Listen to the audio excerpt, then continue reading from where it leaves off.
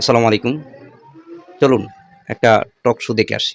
টক শোটা হচ্ছে হাসিনা, স্বৈরাচার হাসিনা বলছে, হাদিকে শেষ করেছি, এবার তোর পালা। একদম মুখোমুখি শেখ হাসিনা ও হাসনাত আব্দুল্লাহ।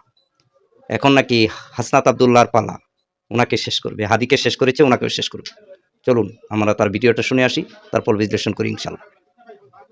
বিপ্লবের রূপকার, বৈষম্য বিরোধী ছাত্র আন্দোলনের আহ্বায়ক জনাব হাসনাত আব্দুল্লাহ। আমরা পেয়েছি সাবেক বাংলাদেশের প্রধানমন্ত্রী শেখ হাসিনা। আপনাকে স্বাগত জানাই, আপনি আমাদেরকে সময় দিয়েছেন, এসেছেন আমাদের কাছে এবং যুক্ত হয়েছেন আমাদের সঙ্গে, সেজন্য আপনাকে ধন্যবাদ এবং কৃতজ্ঞ। আপনি সরকারের বাইরে থাকলে আপনি আসলে বিরোধী দল, এরকমও কি আমরা বলতে পারি, নাকি আপনি সরকারের একটা এক্সটেন্ডেড হ্যান্ড, যার ক্ষমতা আসলে যারা সরকারে থাকতেছে তাদের চেয়েও বেশি? মানে ব্যাপারটা কি এরকম যে সব সমস্যার সমাধান দিতে পারে হাসনাত আর সার্জিস?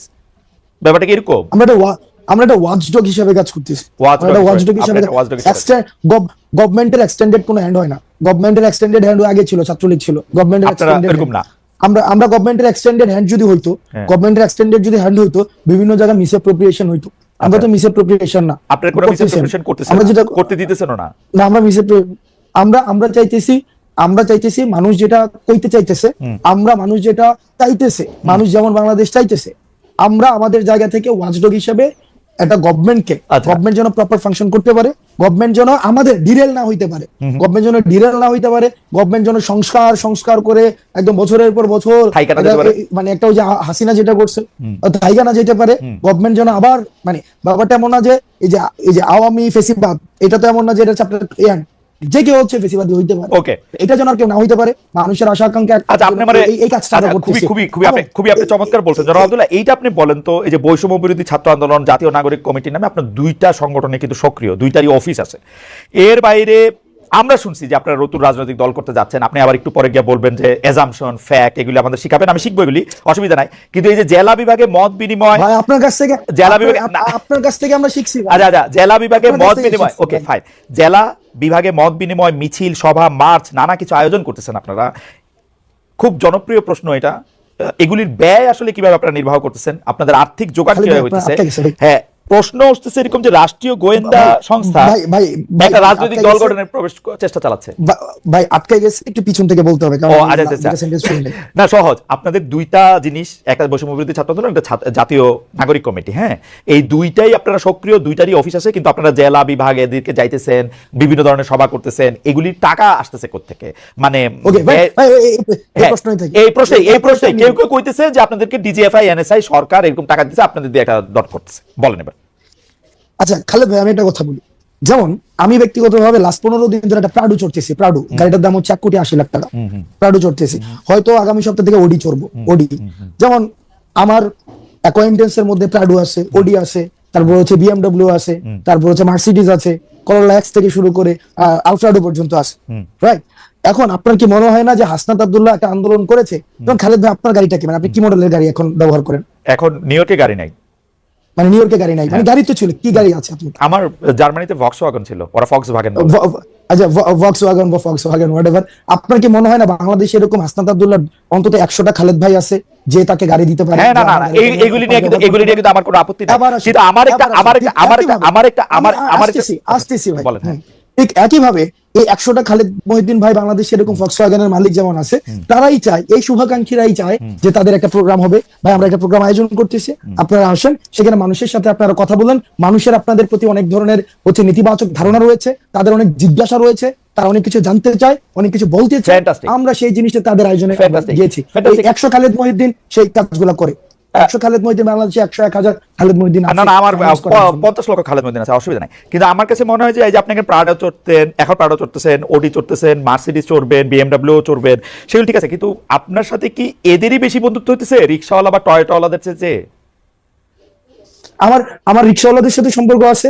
আমার মানে প্রাডো, ওডি, মার্সিডিজ, বিএমডব্লিউ যাদের আছে, তারা কি হাসনাত আব্দুল্লাহর কাছে বেশি কাছে যেতে পারতেছে? যে আমার কথাটা আপনি বেশি শোনেন।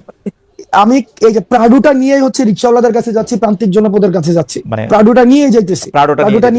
এই প্রাডোটা কি আপনি একটা স্টেটমেন্ট হিসেবে ব্যবহার করতেছেন যে দেখো আমার কাছে একটা প্রাডো আছে? কারণ আপনি ইচ্ছা করলে একটা টয়োটাওয়ালারও নিয়ে যেতে পারতেন, তাই না? আমার এটা বুঝাইতে চাইতেছি যে I have access to everything. আমার হচ্ছে you have access to everything, really.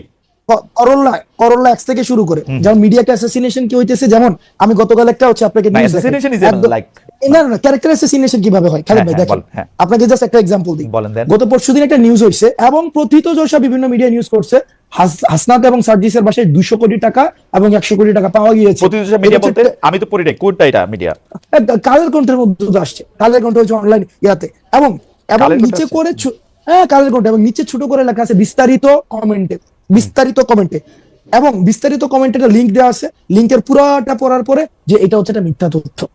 এই যে দেখেন, এই যে হাসনাত প্রাডু চোরে, হাসনাতে হচ্ছে একটা এক্স করোলা আছে, হাসনাত তো ভাই না, না, মাথায় ছিল না ভাই। এই যেই খবর আবার নিচে দিয়ে মিথ্যা লেখা দেয়, এটাতে আমরা আলোচনা করে সময় নষ্ট না করি।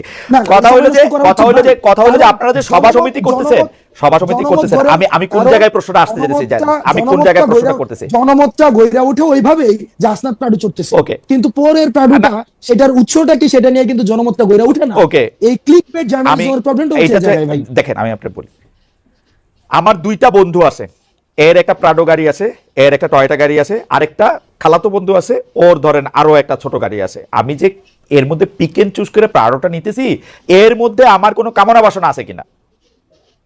না, আমার মধ্যে যেটা কমফোর্ট ফিল করতেছি আমি সেটা নিয়ে যেতেছি, কিছু আমার মতো ওভারঅল তো চড়তে হয় মাঝে মাঝে। আচ্ছা আচ্ছা আচ্ছা, এই- মানে যেটাতে আপনি কমফোর্ট ফিল এটা- করতেছেন, আপনি ইউ আর কমফোর্টেবল, মানে এইটাতে এইটা আমি কেন জিজ্ঞেস করছি আমি বলি তারা কিছু এই বন্ধু, আমরা আপনি ইংরেজি সাহিত্যের ছাত্র, আপনি কিন্তু বারবার মানে ইংরেজি সাহিত্যের কথা বলতে হয়। আপনি কি কখনো দেখছেন যে কেউ কোনো বন্ধুত্বের বিনিময়ে কিছু আশা না করে?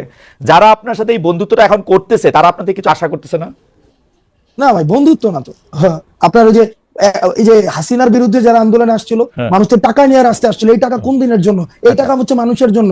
যদি দেশে পোলাপাইন না থাকে আমি এই টাকা দিয়ে কি করবো? এই ভিডিও গুলো তো আছে, ওই মানুষগুলো এখনো আছে, যারা চায় না কোনোভাবে আর বাংলাদেশটা কোলাপস করুক, বাংলাদেশের মানুষ আশাহত হোক, এই ধরনের প্রচুর মানুষ আছে ভাই, প্রচুর মানুষ আছে টাকা আপনারা যারা এই কাজটা আচ্ছা ঠিক আছে আমি এটা বুঝতে পারছি। সুতরাং টাকা আপনারা কোনো ওই যে পলিটিক্যাল পার্টিগুলি যেমন করে চান্দা নেয়, একটা রসিদ দেয় বা দেয় না, তারপর টাকা নিয়ে এরকম থাকে, তা আপনারাও যখন এই ব্যয়টা এগুলির জন্য টাকা নিতেছেন, এগুলি কোনো রসিদ টসিদ থাকতেছে না, এটা জাস্ট মুখে মুখে কথায় এই 50,000 টাকা দিল, এই রাস্তা দ্বারা 20,000 টাকা দিল, ব্যাপারটা কি এরকম? আচ্ছা, একটা প্রোগ্রাম আমরা কেমনে আয়োজন করি? হ্যাঁ, বলেন তো, একদম বলেন সহজ তো। কথা, এখানে বলেন তো, আমরা তর্কের খাতিরে ধরে নেই, এই প্রোগ্রামটাতে 1 লাখ টাকা ব্যয় হবে। এবার আপনি আমার ব্রেকআপটা দেখান। এবার আসেন প্রোগ্রামটা আয়োজন করে কিভাবে। একটা বিষয় প্রথমে মাথায় রাখতে হবে, বৈষম্যবিরোধী ছাত্র আন্দোলন রাজনীতি দল না, আমি শুরুতে বলছি সবার অংশগ্রহণ করছে। এবার ধরেন খালেদ মহিউদ্দিন ভাই চাইতেছে তার এলাকায় মানুষ কথা বলতে চায়, তার এলাকায় যারা আন্দোলন করেছে তারা আমাদের সাথে কথা বলতে চায়, তারা আমাদের বিষয়ে কিছু কিছু বিষয়ে তারা ক্ষুব্ধ, তারা আমাদের বিষয়ে তারা কিছু ইস্যু আছে, এবং একই সাথে তারা কিছু আশা আকাঙ্ক্ষার কথা বলতে চায়। আমরা সেখানে যাই, খালেদ মহিউদ্দিন কি করে সেই প্রোগ্রাম আয়োজন করে, সেই প্রোগ্রামে এলাকার মানুষ থাকে, যারা আন্দোলন অংশীজন ছিল তারা থাকে, তারা নিজস্ব ফান্ডিং এ সেই কাজটা করে। সিম্পল। ওকে, বাংলাদেশে যেহেতু 50 লক্ষ খালেদ এতদিন ধরে গর্তের ভিতরে থাইকা আপা সমানে দোয়া ইউনিস পড়ছেন বলেই না এমন বিজয়ের দেখা পলানোর সময় সেই মানুষগুলির কথাও মনে পড়লো না শেখ হাসিনা। আপা আপনার একটু মন্তব্য শুনতে চাই, আপনি আমাদের একটু বলবেন জুলাই অভ্যুত্থানের ফল। দেশবাসীর কাছে আমি বিচার চাই, কি অপরাধটা কি করেছি যে এইভাবে, যেখানে আমি মানুষের ভাগ্য পরিবর্তনের কাজ করে যাচ্ছি, মানুষের জীবন মান উন্নয়ন করেছি।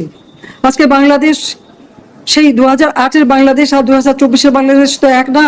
বাংলাদেশের মানুষের জীবন মান তো উন্নত হয়েছে, আমাদের অর্থনীতি আজকে কত কত উপরে উঠে গিয়েছিল, এবং এটা মনে হলো যে এটা আর কিছু না, এটা আমাদের অর্থনীতিকে সম্পূর্ণ পঙ্গু করে দিয়ে বাংলাদেশকে আবার ভিক্ষুকের জাতি করে দেওয়া, এটাই বোধহয় এদের পিছনে ষড়যন্ত্র। সেটাই হচ্ছে সব থেকে দুঃখজনক, যে দিন রাত অক্লান্ত পরিশ্রম করে বাংলাদেশটাকে যখন একটা জায়গায় নিয়ে আসলাম, আজকে সেখানে দেখি এই একদিকে জ্বালা পোড়া সবকিছু।